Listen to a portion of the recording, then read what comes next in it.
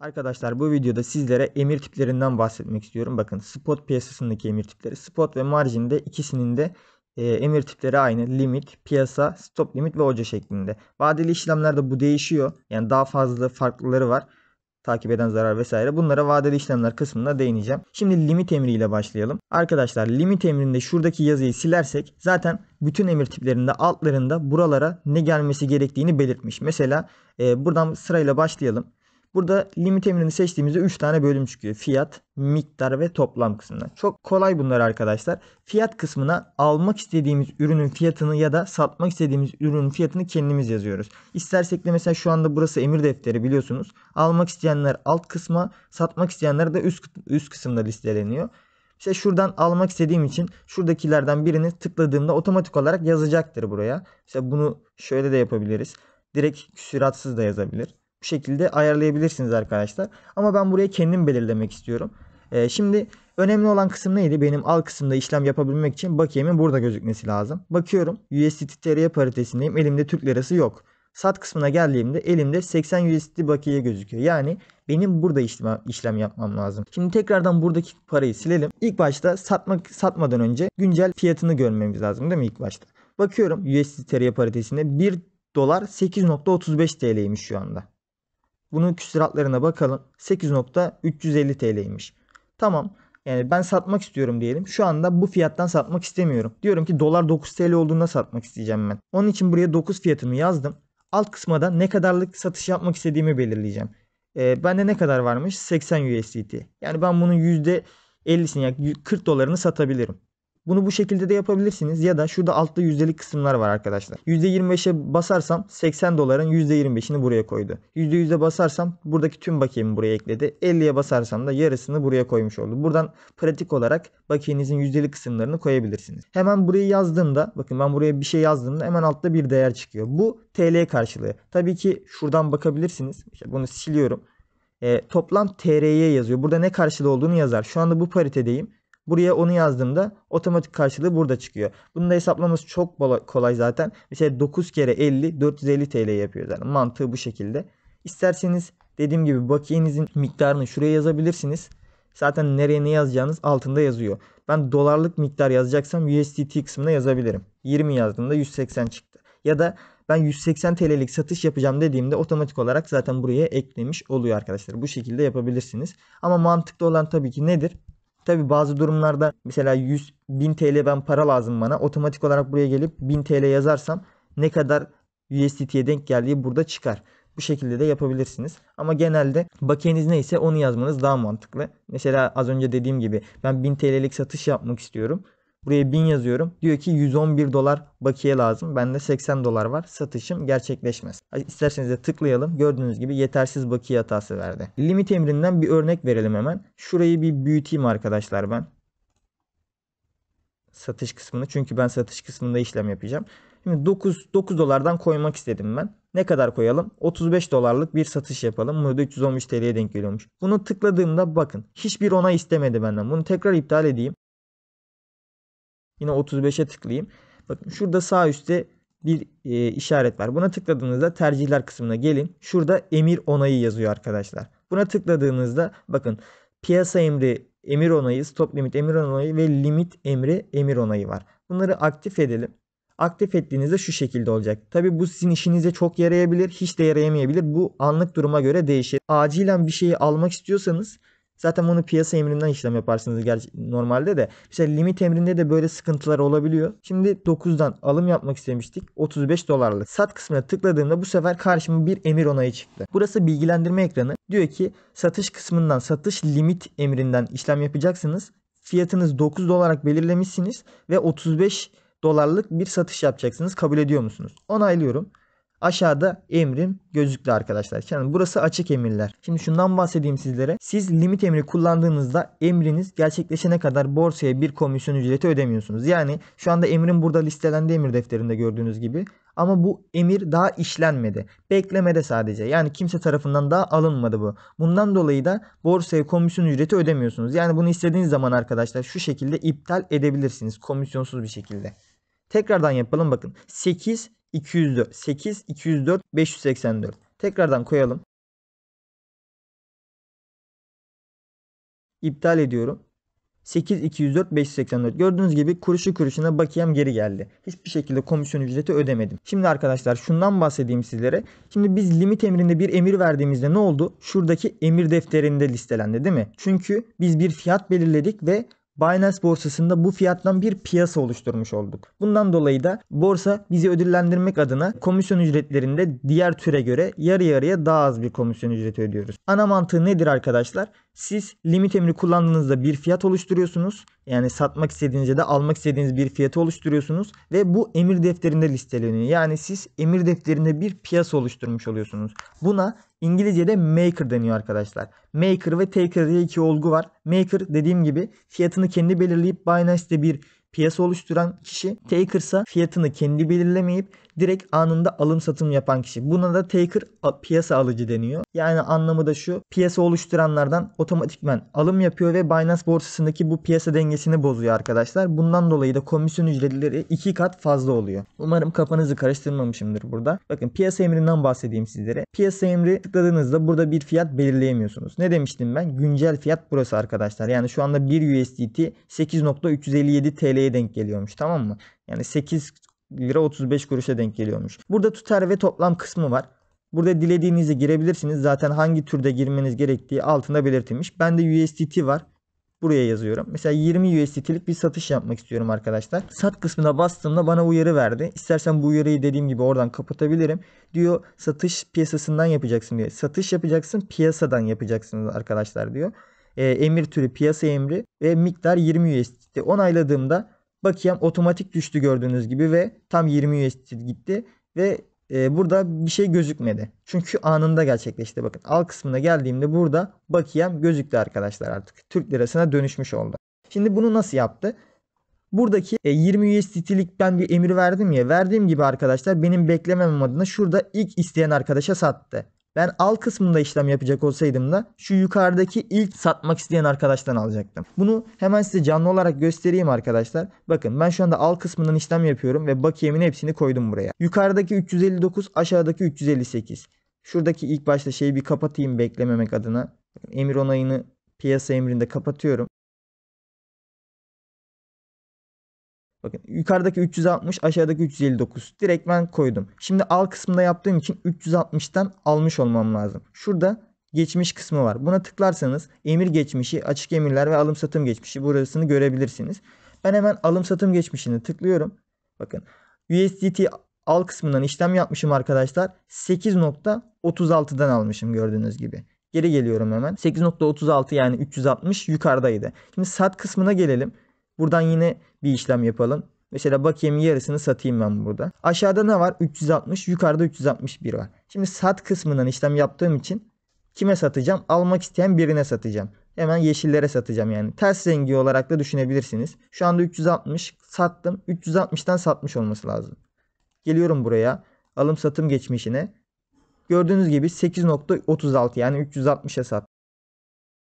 Tekrar gelelim. Tekrar göstereyim. Yukarısı 361, hiç beklemeden satıyorum. Bak 361'e satmış olması lazım. Şimdi yanlış yere girdik. Şuraya tıklayalım. Şuraya gelelim. Gördüğünüz gibi 8.361'e satmış oldu arkadaşlar. Bu işlem bu kadar. Komisyon ücretini yine almış. Gördüğünüz 0.04 bir komisyon ücreti ödemişim. Yaptığınız her işlemde komisyon ücreti ödersiniz. Buna nasıl bakarsınız? Şöyle ilk başta borsaya kayıt olurken bir referans kodu girdiyseniz oradan size bir maksimum %20'lik bir komisyon ücreti sağlanır. Tabi girdiğiniz koda göre bir değişir ama en yükseği %20 komisyon indirimidir. Açıklama kısmında da zaten bu var. Bu girdiğiniz kodlara sonradan maalesef bakamıyorsunuz arkadaşlar. Bu size gözükmüyor. Zaten bu kodlar şu şekilde işliyor. Mesela siz 1 dolarlık komisyon ücreti ödediniz ve %20'lik bir komisyon indirim koduyla kayıt olmuştunuz. Bu 1 doların %20'si size ilk başta kesiliyor. Sonra %20'si geri iade şeklinde oluyor. Buradaki tekrar nereye girdiğimi göstereyim. Bakın şurada VIP yazıyor. Tıklıyorsunuz buraya. Komisyon tablosu yazıyor. Buraya tıklıyorsunuz. En aşağı indiğinizde sayfanın burada VIP seviyeleri var. Şurada kısımda da spot komisyon oranı, margin komisyon oranı şeklinde gözüküyor. Yani şurayı kaydırırsam sağa doğru, burada dediğim gibi maker taker olayı var. Maker neydi? Limit emriyle fiyatını kendi belirleyen kullanıcılar. Taker da fiyatını belirlemeyip direkt satan ya da almak isteyen kişilerden işlemini yapan kişiler. Bunların başlangıçta komisyon şeyleri aynıymış VIP 0'da ama spot piyasasında. Aşağı doğru değişiyor. Spot piyasasında böyle ama arkadaşlar vadeli işlemlerde bu hiç böyle değil. Bakın vadeli işlemlere girdiğimde tekrar bakalım Maker Taker'a. Başlangıçta 2 kat fark var ve aşağı doğru indikçe bakın burada 10 kat var. Burada zaten sonsuz kat oluyor. Bu kadar fazla fark var. Bunlara dikkat edin. Komisyon ücretlerinde indirim kazanmak için de Binance'in kendi coin'i olan BNB'yi kullanabilirsiniz. Bakın yine buraya tıkladığınızda burada komisyon ücretlerinde indirim kazanmak için diyor. Bunları aktifleştirin ve elinizde BNB tutun. %25 indirim sağlıyor size diyor. Yine bunu buradan görebilirsiniz. Komisyon tablosuna girelim arkadaşlar. Bakın en sağa doğru çektiğimde burada diyor ki bakın şurada Maker Taker yazıyordu. Bunu çektiğimde Maker Taker artı BNB %25 indirimli diyor. Burada ne kadardı? 0.1 ödüyorduk. Burada 0.75 yani %25 indirim yapmış oldu. Bu tarafa geldiğimde bakın ne demiştim ben? %25 indirimli BNB bir de referans kodu var. %20. Bunu da kullanırsanız yaklaşık %40'lık bir komisyon indirimi kazanmış oluyorsunuz VIP 0 için. Diğerlerinde daha da çok değişir muhtemelen. Şimdi geri gelelim. Alım satımlar bölümüne geldik. Arkadaşlar stop limitten bahsetmeden önce bu pariteyi değiştirmek istiyorum. Çünkü bize volatiliteli bir parite lazım. Yani Bitcoin, USDT, BTC USDT'den bahsetmek istiyorum burada size. Bakın stop limite bastığımda karşıma 2 tane şey çıkıyor. Bir stop kısmı bir de aşağısı şey. Burası limit kısmı. Yani burası limit kısmı ile gördüğünüz gibi tamamen aynı. Şurayı bir silelim. Fiyat, miktar, toplam. Stop limite bastığımda da yani burada limit kısmı fiyat oluyor. Fiyat, miktar, toplam. Her tarafı aynı. Sadece ekstra olarak da stop kısmı var.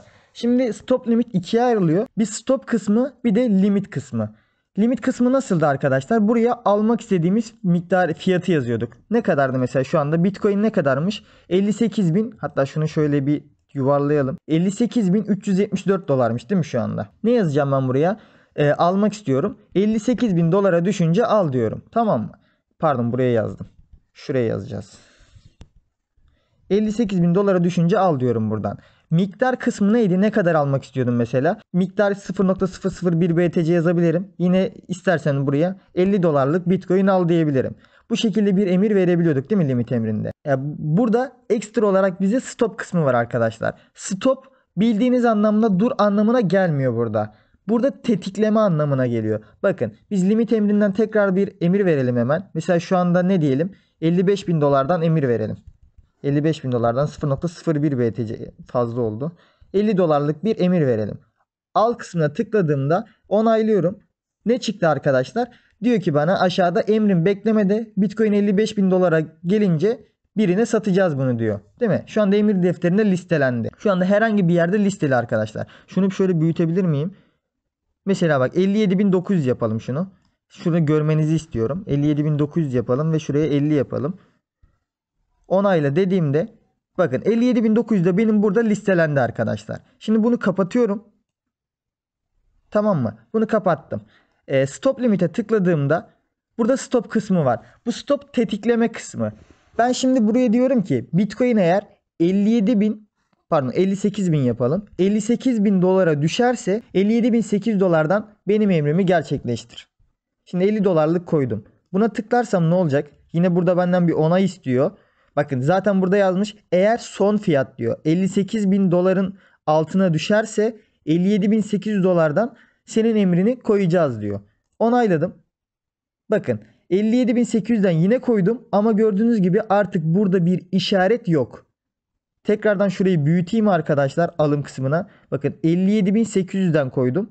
Burada bir işaret yok. Bunu kapatıyorum. İptal ettim. Yine bunda da bir komisyon ücreti yok arkadaşlar. Limite geliyorum. 57.800 yazıyorum. 50 yazıyorum. Onayla dediğimde burada gördüğünüz gibi direktmen işaret çıktı. Peki bunun sebebi ne? Dediğim gibi arkadaşlar stop limitteki stop kısmı tetikleme miktarı. Ben şimdi bu emri veriyorum ya. Eğer ki şu gördüğünüz fiyat 57.000, yani ben bu sene ne belirledim? 58.000 dolardan belirledim. Stop'a 58.000 dolardan koydum. Verdiğim fiyat, yani şurada stop'a yazdığım fiyat 58.000 dolara gelmeden Bitcoin işleme alınmıyor. Yani Binance tarafından beklemede tutuluyor. Hiçbir şekilde emir defterine işlenmiyor bu arkadaşlar. Tabi bunu alım kısmında kullanmak şöyle olabilir. Mesela tıklıyorsunuz şuraya. Burada 53.000'de bir sıkıntı yaşamış. Düşmüş buraya. Buradan geri çıkmış. Buradan destek bulmuş arkadaşlar. Daha aşağı düşerse de kaçtan dönmüş? 46.000'den falan dönmüş. Şuradan bakalım 48.000'den dönmüş. Diyorum ki ben 53'e stop koyuyorum. Tamam, tetikleme diyorum. Eğer ki Bitcoin oldu diyelim 53.000'e indi. Daha da aşağı inme ihtimali var diyorum. Bundan dolayı da mesela 43, 48 falan da değil mi? 49.000'den benim emrim gerçekleşsin. 50 dolarlık Bitcoin alayım diyorum. Buradan bir kar yapayım diyorum. Bunu koyduğumda onaylıyorum burayı. Bitcoin fiyatı şu gördüğünüz, bakın şuradaki fiyat 53.000 dolara düşmeden benim emrim burada listelenmiyor. Bakın kaç dolar? 80 dolarım vardı. 50 dolarım burada eridi. Yani da 50 doları şu anda kullanamıyorum. Ne orada ne burada kullanabilirim arkadaşlar. Kullanabilmem için bu elimden çıkarmam lazım bunu. Yani iptal etmem lazım. İptal ettiğimde gördüğünüz gibi kullanılabilir bakiyem geri gelmiş oldu. Bunu sat kısmında da kullanabilirsiniz. Bunun için de USDT TR paritesine gelelim. Şimdi sat kısmında burada bakiyemiz. Sat kısmında nasıl yapabiliriz? Yine burayı varsayılanı alalım. Şurayı büyütelim bir. Dolar 9 lira. Yani 8.36. Şimdi bir analist çıktı diyelim. Dedi ki bize dolar 8.7 direncini geçemezse, tamam mı? Burayı test edip burayı geçemezse arkadaşlar aşağı düşecek, geri düşecek dedi diyelim. Tamam, tamamen sallıyorum şu anda. 8.7'ye stop koyalım arkadaşlar. Ya da 8.7'yi geçemezse dedi ya, bunun üstünde koyalım. Daha mantıklı çünkü. 8.7'den geri dönebilir. 8.8'e çıkarsa diyelim ki 9 dolara 10 dolarlara çıkacak dedi diyelim. 8.8'den stop koydum. Yani bu sınır çizgimi buradan çektim. Limit fiyatına da 8.85 ya da 8.9 yazıyorum. Değil mi? 8.9 yazdım. Buradan da ne kadar alalım? 50 dolarlık bir alım yapalım dedim. Pardon, satış yapalım dedim. Sat dediğimde aşağıda artık benim emrim listelenecek arkadaşlar. Şurada koşul yazıyor gördüğünüz gibi. Koşul ne demek? Benim sınır çizgim. Diyor ki bunun fiyatı 8.8'e gelmeden senin bu emrini ben listelemeyeceğim diyor arkadaşlar. Mantığı bu şekilde. Tekrardan bakalım, şöyle de olabilir. Mesela analist dedi diyelim 8.7'ye deyip geri dönme ihtimali çok yüksek diye. Siz stop koyarsınız 8.7'ye. Bundan sonra da 8.6'dan falan satarsınız. Yani böyle bir şey de yapabilirsiniz. Önemli olan kısım burada şu. Tekrardan göstereyim size. Mesela şuradan sat kısmından yapalım. Ne demiştim ben? 8.8'den sınır koydum. 8.9'dan sat dedim. Ne kadar yapalım? 50 dolarlık bir satış yapalım. Bakın 50 dolarlık satış koyduğumda kullanılabilir bakiyem 30 dolara düşüyor. Yani ben ekstra bir şey daha yapmam gerekirse 8.9'dan tekrardan koyalım. 9'dan koyalım bir de. Buraya yine mesela 35 dolar koyduğumda yetersiz bakiye diyecektir. Yani buraya koyabilmem için 30 doları yazmam gerekiyor arkadaşlar. Yani burada kullanılabilir bakiyeniz ne kadarsa o kadarla işlem yapabilirsiniz. Koyduğumda gördüğünüz gibi artık 2 tane emir oluşmuş oldu. Bir kısmını 8.9'a ulaştığında tetikleyecek. Diğer kısmında 8.8'e ulaştığında. Bunları iptal edersem de dediğim gibi hiçbir komisyon ücreti yok şu anda. Çünkü işleme alınmadığı için bakiyem olduğu gibi geri gelmiş oldu. Bu bakiye kısmını özellikle gösterdim. Çünkü size şimdi OJO'yu göstereceğim arkadaşlar. Bakın OJO stop limit ve limitin birleşmiş hali. Bakın limit burada yazıyor. Stop limit de burada yazıyor. Tekrardan bahsediyorum arkadaşlar. Limit kısmında ne yapıyorduk? Almak istediğimiz fiyatı kendimiz belirliyorduk. Bakın herhangi bir analist bize dedi ki dolar şu anda 8.35 civarında, 8.6'ya gelirse arkadaşlar buradan geri düşme ihtimali çok yüksek dedi. Ben o zaman ne yapıyorum? 8.6'dan bir satış koyuyorum, tamam mı? 8.6'dan koydum. Ondan sonra arkadaşlar aşağı geliyorum. Burası da bildiğimiz stop limit kısmı. Diyorum ki eğer ki 8.6'ya gidebilir bu adam dedi ama bu daha da aşağı düşebilir. Şu anda benim elimde dolar var. Daha aşağı düşerse zarar ederim ben. Mesela 8'e düşebilir. 8'e düşerse de 7.5'lere gitme ihtimali var dedi adamlar. 7.5 yazıyorum buraya arkadaşlar. Hatta şuraya 8 yazıyorum. Tamam, 8'in altına inerse ya. 8'in altına inerse ben zarar etmemek için 7.9'dan satışa koyayım ki çok fazla zarar etmeyeyim diyorum. Mesela 50 dolarımı koydum buraya. Sat dediğimde arkadaşlar ne olacak? Benim artık emrim bakın 8.6'dan limit koymuştum değil mi? Bakın 8.6 burada gözüktü. Yani 8.6'ya gelirse direktmen satacak ve diğer emirlerimi iptal edecek arkadaşlar. Ama eğer ki 8.6'ya çıkmaz, dolar 8 liraya düşerse bu sefer de, hatta 8 mi demiştik? Evet, 8 demişiz. 8'e düşerse bu sefer üstteki limit emrimi iptal edecek ve bu sefer 7.9'dan bir limit emri açacak. Bu da emir defterinde listelenecek. Bunun kullanım mantığı da bu şekilde. Gördüğünüz gibi aynı anda hem yukarıdan hem de aşağıdan satış ya da alış işlemleri yapabilirsiniz. Bu OJO'nun kullanım mantığı da bu kadar basit arkadaşlar. Sadece limit ve stop limit olmak üzere ikiye ayrılıyor. Dediğim gibi tekrardan toparlayayım. Limit emri bizim almak istediğimiz fiyatı ya da satmak istediğimiz fiyatı belirliyoruz ve bu direktmen emir listesinde listeleniyor. Burada gösterdiğim gibi. Eğer ki sizin bu belirlediğiniz fiyata ulaşmazsa, ters yönde belirlediğiniz fiyata ulaşırsa arkadaşlar, bu sefer de bunu iptal edip eğer tetikleme fiyatını geçtiyse tabi bunu iptal eder ve bu pozisyonunuz açılır. Mantığı bu şekilde. Umarım sizler için faydalı olmuştur. Bir sonraki videoda görüşmek üzere. Kendinize iyi bakın. Hoşça kalın.